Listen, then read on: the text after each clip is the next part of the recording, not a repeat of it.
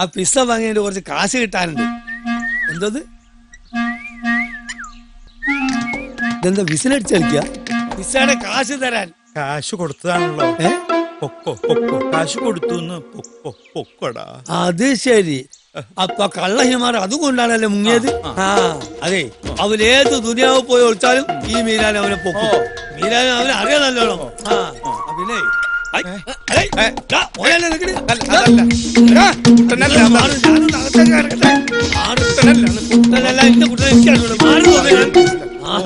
അത് ശരി, നിങ്ങൾ അവനെ ഒളിപ്പിച്ച് വെച്ചിരിക്കാനല്ലേ ഇവിടെ?